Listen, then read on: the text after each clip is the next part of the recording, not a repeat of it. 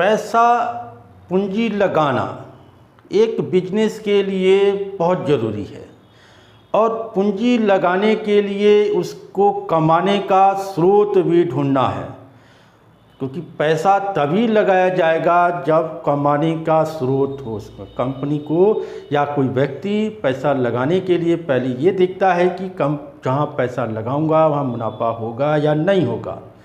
तो इसी तरीके से पिछले अध्याय में जैसा कि हमने पढ़ा था पूंजी और अंश पूंजी में, पूंजी जो व्यक्ति लगा रहा होता है, अंश पूंजी जो व्यक्ति कंपनी में पैसा लगाता है, तो कंपनी पूंजी जुटाने के लिए अपने पूंजी को छोटे छोटे हिस्सों में बांट देती है। तो पूंजी को छोटे छोटे हिस्सों में बांटना अंश होता है और अंशों के माध्यम से पैसा जुटाना, पूंजी जुटाना अंश पूंजी कहते हैं। तो उसी अंश पूंजी के तहत आज हम पढ़ेंगे कि कंपनी अंशों के निर्गमन से पूंजी जुटाने के लिए क्या करती है, किस तरीके से पूंजी जुटाती है। हेलो स्टूडेंट, मैं हूँ लाल सर माई कॉमर्स क्लास से, और आज हम पढ़ेंगे कि अंशों का निर्गमन, अंशों के निर्गमन करने के लिए, अंशों के माध्यम से पूंजी जुटाने के लिए कंपनी क्या काम करती है, किस तरीके से करती है, उसी के माध्यम से जानेंगे।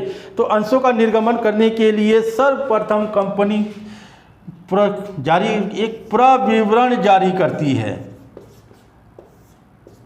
प्रविवरण जारी करती है, यानी कि एक ऐसा पत्र जिस पत्र में कंपनी ने सभी चीज़ों को लिख दिया है, जैसे कि कंपनी की पूंजी कितनी होगी, कितनी पूंजी है कंपनी की, कंपनी का नाम क्या है, कंपनी का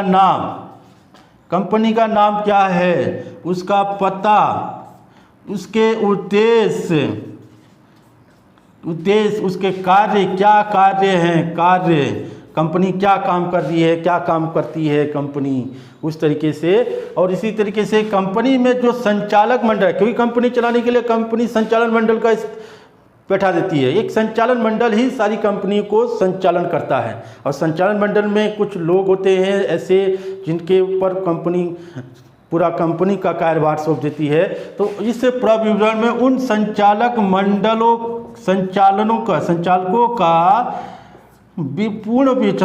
का पूर्ण विवरण भी होता है, पूर्ण विवरण कि जो संचालक है उनका नाम क्या है, उसका पता क्या है, वो बिजनेस क्या करते हैं, वो कंपनी में क्या काम कर रहे हैं। तो इस तरीके से पूरा प्रविवरण जारी करती है। तो प्रविवरण जारी करने के बाद, इसके बाद ही जब ये सब चीज़ें पढ़ने के बाद ही जनता जो करती है, क्या करती है, जनता अंशों के लिए आवेदन करती है, अंशों के लिए आवेदन करेगी। जब उसको लगेगा कि हाँ कंपनी की स्थिति अच्छी है, कंपनी सही व्यापार कर रही है, कंपनी का आकार सही है, तभी कंपनी में वो पैसा लगाएगी। वरना पैसा लगाने के लिए वो स्वतंत्र है, लगाना है या नहीं लगाना, कंपनी इसके लिए कोई दबाव नहीं है। तो जनता के ऊपर निर्गमन है, जनता क्या करेगी, जनता निर्गमन करेगी या जो कंपनी निर्गमन कर रही है उसके लिए कितना पैसा लगाना, कितने शेयर खरीदना है, वो जनता के ऊपर निर्भर है कि जनता क्या करे। ठीक है, इसके बाद जब जनता के लिए आवेदन आ जाता है, तब कंपनी दूसरा देखती है आवेदन प्राप्त करना, फिर देखती है आवेदन, दूसरा होता है आवेदन प्राप्त करना। जब प्रविवरण जारी कर देगी, प्रविवरण में पढ़ने के बाद ही, सारी स्थितियों को जानने के बाद ही जनता अंशों के लिए आवेदन करेगी। तब जाके कंपनी देखती है कि आवेदन प्राप्त, फिर आवेदन प्राप्त करना, कंपनी द्वारा कि अंशों के जो जारी कर रही है उसके लिए आवेदन प्राप्त करना। जब आवेदन प्राप्त हो जाता है जनता द्वारा अब आवेदन करना, जनता द्वारा आवेदन करना। जब जनता आवेदन करती है तो आवेदन के साथ आवेदन राशि भी देती है, आवेदन राशि भी जमा करती है, राशि जमा करती है। क्या करती है, आवेदन के साथ अपने आवेदन राशि भी जमा करती है। तो आवेदन राशि जब जमा करती है तो बैंक जो कंपनी है, तो कंपनी इस जनता द्वारा आवेदन राशि को बैंक में जमा कर देती है, और जमा करने के बाद उस राशि को तब तक प्रयोग नहीं करेगी। एक तरह से वो जनता का पैसा सिक्योरिटी के तौर पर जमा कर लेती है, बैंक में जमा हो जाता है कंपनी के। तो कंपनी जब उस पैसे का इस्तेमाल तभी करेगी जब उस आवेदन को, जो आवेदक करता है, जिसने आवेदन किया है जन अंशों के लिए, जब उसको उस अंशों के आवंटन कर दिया जाए, यानी उसके नाम कर दिया जाए। तो आवंटन करने के बाद ही, जब तक आवंटन नहीं करेगी तब तक उस पैसे का इस्तेमाल नहीं करेगी। जिस दिन आवंटन कर देगी, आवंटन करने के बाद ही उस पैसे का प्रयोग कंपनी अपने आवश्यकता अनुसार करेगी, और आवश्यकता अनुसार करने के बाद ही आवंटन करना।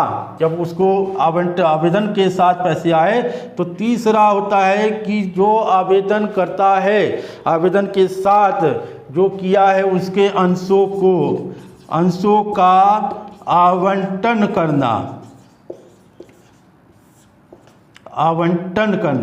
क्या करना? आवंटन। जब आवेदन आए हैं तो वही कंपनी उसका आवेदनकर्ता को आवंटन तो करेगी, क्योंकि अगले ने पैसा दिया है। तो कुछ कंपनी जो पूंजी जुटाने के लिए अंश निर्गमन कर रही है, उसी अंशों के लिए तो आवेदन आया। अब उन्हीं अंशों के लिए आवेदन आया है, तो फिर उन अंशों को जिसने आवेदन किया है उनको आवंटन भी करना है। और आवंटन करने के लिए कंपनी उसको पैसे को आवंटन करने के बाद ही एक निर्धारित समय के अंदर आवंटन जब करेगी, तो निर्धारित समय के अंदर तो उन आवंटन कर नियम, देखिए आवंटन के लिए भी कुछ नियम है। जैसे एक सार्वजनिक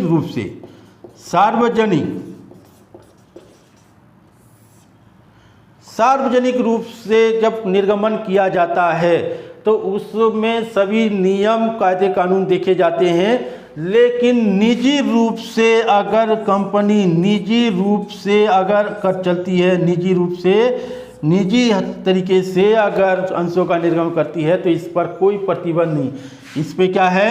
प्रतिबंध है, और इस पे प्रतिबंध नहीं है। क्यों? क्योंकि इसमें एक सीमा के तहत एक निश्चित सीमा, इसमें अधिकतम ज़्यादा 50 अंशों को 50 अंशधारियों को या आपस में ही कुछ लोगों को मिलाकर एक व्यापूंजी जुटाती है। लेकिन सार्वजनिक रूप में ऐसा प्रतिबंध है कि वो एक अनलिमिटेड कितने अंश जारी कर रही है। अधिकृत, जैसे पिछले हमने वीडियो में देखा था कि अधिकृत पूंजी और निर्गमित पूंजी। अधिकृत पूंजी वो जो कंपनी निर्गमित करने के लिए उसके पास टोटल पूंजी है। अगर 1 लाख की पूंजी है, टोटल पूंजी अगर 1 लाख रुपए है, 1 लाख रुपए को अगर एक शेयर की कीमत अगर 10 रुपये निर्धारित कर देती है, तो उसकी जो पूंजी होगी वो 10,000 शेयर के बराबर होती है। यानी कि उसकी जो पूंजी आनी है वो 10,000 अधिकृत शेयर हो गए। यानी कि अधिकृत अंश कितने अंश? 10,000। 10,000 अंशों में से कंपनी कितना निर्गमन कर रही है, वो उसी को कहते हैं निर्गमित अंश। 10,000, लेकिन जितना अधिकृत पूंजी से अधिकृत अंशों से ज़्यादा अंश निर्गमित नहीं कर सकती है। कम कर सकती है लेकिन ज़्यादा नहीं। तो 10,000 से ज़्यादा कंपनी नहीं करेगी। तो इन्हीं अंशधारियों को जब अंशों का आवंटन किया जाता है, सार्वजनिक रूप से तो प्रतिबंध है कि हाँ कंपनी संचालक मंडल या कंपनी के रूल के अनुसार ही निर्गमन करेगी, लेकिन निजी रूप से कोई रूल या फॉलो नहीं करना प्रतिबंध नहीं है। वो अपने तरीके से कुछ लोगों को मिलाकर, कुछ लोगों से पूंजी जुटाकर ही व्यापार कर सकती है। इसमें अंशों का आवंटन इस तरीके से है। तो अब अंशों का आवंटन करने के बाद, जब अंशों का आवंटन करने के बाद इसमें आता है आपका एक अंशों पर याचना करना। अंशों पर याचना, अंशों पर याचना यानी जब अंशों का आवंटन करने के बाद लेकिन एक चीज़ ध्यान देना है कि जब अंशों का निर्गमन करेगी तो जितने भी अंशों का निर्गमन वो एक बार में भी मांग सकती है, 2 बार में भी मांग सकती है, 3 बार भी मांग सकती है। यानी कि इसी को कहा जाता है कि आवेदन, कहा जाता है कि आवेदन, फिर उसके बाद आवंटन करेगी, फिर उसके बाद याचना करेगी। याचना इस तरीके से भी हम समझ सकते हैं, पहले आवेदन मांगेगी, आवेदन जब आ जाते हैं तो उन आवेदकों को, उन अंशों को आवंटन करेगी, आवंटन जब करेगी तो आवंटन करने के बाद फिर याचना करेगी। अब याचना भी 2 तरीके से, याचना भी कितनी बार अलग अलग प्रकार से हो सकती है। प्रथम याचना, जिसे फर्स्ट कॉल भी कहते हैं, प्रथम याचना, फिर उसके बाद आता है सेकंड याचना, यानी कि सेकंड या जिसे फर्स्ट कॉल भी कहा जाता है, second call, second call, first call, second call या फाइनल कॉल। जब दोनों एक साथ हो तो सेकंड एंड फाइनल कॉल लिखा जाएगा। और फर्स्ट कॉल और सेकंड कॉल अगर एक साथ ना हो, एक साथ है तो एक साथ भी मांग सकती है, या फिर आवेदन और आवंटन के साथ भी मांग सकती है। भैया 10 रुपये की वैल्यू है एक शेयर की कीमत, 5 रुपये यहाँ मांग लिया, 5 रुपये यहाँ मांग लिया, आवंटन के समय मांग लिया, या फिर 5 रुपये यहाँ ना मांग कर 2 रुपये यहाँ मांग लिया, 3 रुपये यहाँ मांग लिया और बाकी चीज़ यहाँ मांग लिया। ठीक है, तो इस तरीके से, लेकिन ध्यान देना है कि अंकित मूल्य के 5% से कम वैल्यू आवेदन नहीं आना चाहिए। 5% से कम की वैल्यू पर आवेदन नहीं आना चाहिए। तो आवेदन क्या होगा कि आवेदन राशि, यानी कि आवेदन राशि जो अंकित मूल्य है, अंकित मूल्य के 5% से कम नहीं होना चाहिए, जो अंकित मूल्य का जो मांगा गया है, और निर्गमन मूल्य का 25% से कम नहीं होना चाहिए। जो आवेदन की राशि है, आवेदन की राशि वो 25% से कम नहीं मिलना चाहिए। ठीक है, तो क्या हो गया इसमें कि निर्गमन जो होगा आपका